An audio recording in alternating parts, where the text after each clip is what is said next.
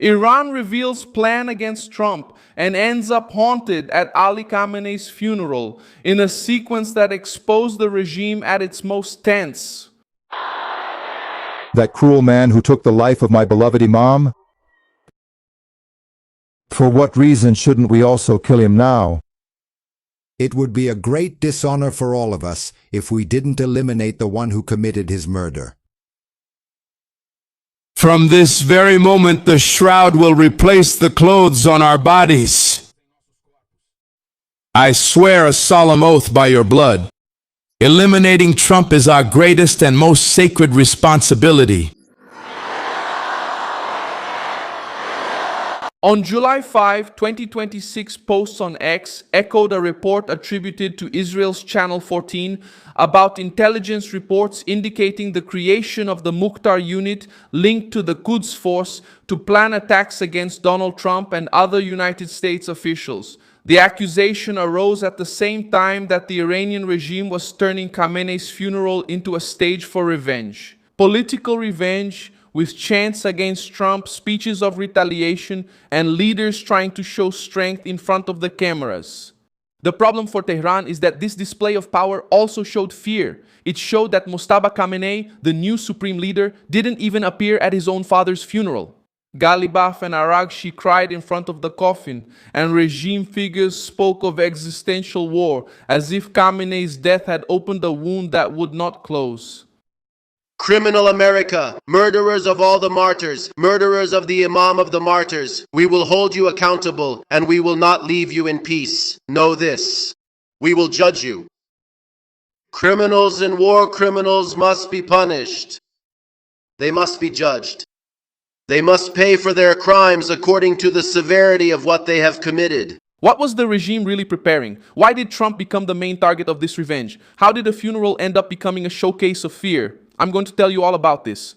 If you like this kind of straightforward and no-nonsense content, consider subscribing because we have videos like this every day. The main information came from the report that attributes the creation of the Mukhtar unit to the Quds Force. According to the publication echoed by Iran International, the group is said to have ties with Mexican cartels and elements of the Iranian diaspora to organize actions against US officials, including Trump. Israel's Channel 14 did not detail the source of the intelligence, so the case still looks like an unverified allegation. Even so, the political weight is significant. It's a suspected structure created within the external branch of the Revolutionary Guard, precisely the sector used by the regime to operate outside Iran's borders. The information came at an explosive moment. Ali Khamenei's funeral began in Tehran on July 4, 2026 and is expected to continue until July 9, with ceremonies in Tehran, in religious cities of Iraq, and burials scheduled in Mashhad. The burial was postponed because of the conflict and security issues. When the body was finally presented to the public, the regime tried to turn the ceremony into a show of strength, with crowds, flags, official mourning, and speeches calling for revenge. The funeral was not limited to the religious sphere. In Tehran, the ceremony turned into a political act against Trump and against Israel. Mourners dressed in black filled the streets and public spaces, while banners and chants called for revenge. The regime wanted to show that it still controls the narrative, but the atmosphere revealed a nervous leadership, dependent on state mobilization and under pressure to respond to the death of the man who led Iran for 30 weeks. Mohammad Mokbeh, former Iranian vice president and member of the Expediency Council, reinforced this tone by stating that those responsible for Khamenei's death would not die a natural death, and to the regime's effort to turn the leader's death into political fuel. Did you ever imagine we would pray the funeral prayer for our martyr? Did you consider praying for the martyr? Just now, as I was coming here, I kept imagining that this wasn't true. We always came here for the Wade prayer like this, and what happened now is unbearable for anyone. He was incomparable, irreplaceable. All our hearts beat together with his, now our hearts have stopped.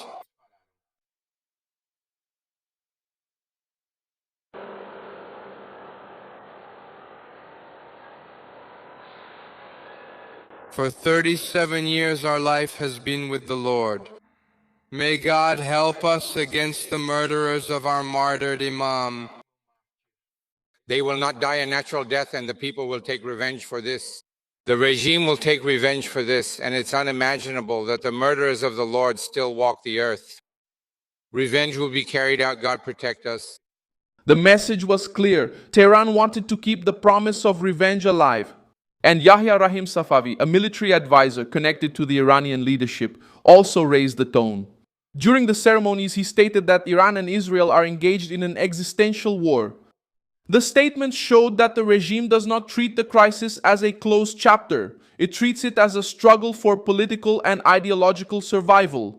For the Iranian hardliners, backing down would mean showing weakness to Trump, Israel, and a population already weary of repression, economic crisis, and isolation. The scene of Mohammad Bagher Ghalibaf and Abbas Saragwi crying in front of Khamenei's coffin went viral because it shattered the Iranian leadership's image of cold detachment. Ghalibaf, the president of the parliament, and Araghchi, the foreign minister and chief negotiator, appeared shaken during the ceremony in Tehran. In the official propaganda narrative, the tears were a sign of loyalty. The image showed a weakened political elite, emotionally exposed and haunted by the impact of the attack that killed their top leader.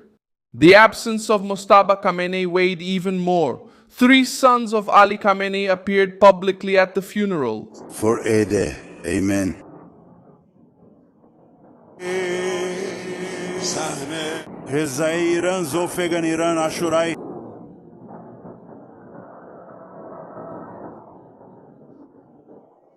But Mojtaba, seen as the successor and new supreme leader, has not been seen. The absence has sparked speculation about security, health, and who really controls power. In closed regimes, public presence is authority. When the successor disappears at his own father's funeral, the silence communicates more than any speech. The regime tried to sell continuity, but the empty chair became an uncomfortable question. Donald Trump also reacted in a harsh tone. According to international reports, he said that both sides had taken a break during the week of the funeral and suggested that Tehran wanted to negotiate. Trump's reaction directly hit the Iranian narrative because the regime was talking about revenge, but at the same time needed to deal with talks, military pressure, and the risk of a new escalation. Iraq also became part of this pressure campaign against the pro-Iran network. The Iraqi government gave until September 30th for armed groups linked to Iran to disarm, with the threat of legal measures against weapons outside of state control. The decision directly affects Tehran's regional influence, because these militias have always been an important part of Iranian power in the Middle East. When Baghdad starts demanding disarmament, it's a sign that the regime's room for maneuver has decreased. While the funeral was taking place in the streets, another event exposed the regime's repression at home. Human rights organizations denounced the attempted confiscation of the St. Peter Church complex in Tehran, with the risk of displacing Armenian and Assyrian Christian families. The pressure against the historic church reinforces the view that the regime is trying to tighten its grip at home at the same time it is being shaken from the outside. The target changes, but the method is the same: control, fear, and intimidation. The reinstatement of Gholam Hossein Mohseni to the leadership of the Iranian judiciary also appeared in this context.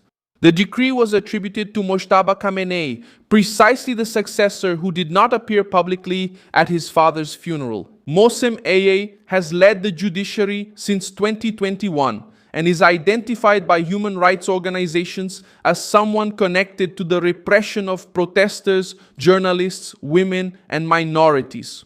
The political message was simple. Even with the leadership hidden, the machinery of repression keeps working. Khamenei's funeral continues to be a test for the Iranian regime. The crowd in the streets serves propaganda, but it doesn't erase the questions about succession, security, revenge, and political survival. The Mukhtar unit puts the Quds force at the center of a very serious accusation against Trump and United States officials. The statements by Mokhtar and Safavi show that the regime's faction is fueling the ongoing conflict. The absence of Mustafa shows that the new leadership still cannot appear confidently before its own people. Until July 9th, the regime should continue using the funeral to project strength, but the image left behind was not just one of mourning. It was of a leadership under siege, crying in front of the coffin, promising revenge, hiding its successor, and trying to prove that it is still in control. A wounded, noisy regime, slow and scared of the magnitude of the response that may come. Thank you very much for watching this video until the end. Support our project and contribute financially through the Pix key that appears on your screen. We are an independent channel focused on keeping you informed with the truth. Your contribution helps us keep going.